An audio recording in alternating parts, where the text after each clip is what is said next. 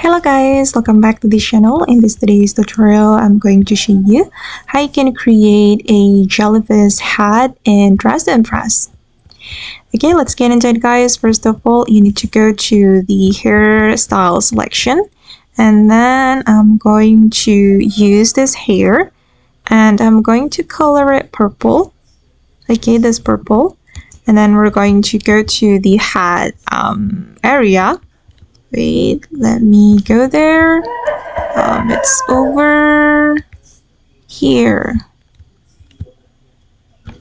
Okay, go to the hat area and then you can wear this hat and color it the same purple. Alright, and then you can wear this one as well. And I'm going to select darker purple. Okay, and this is the final result. Okay guys, and that's all the way to create jellyfish hat in Dress to Impress. I hope this video will be useful for you. Thank you so much for watching and bye!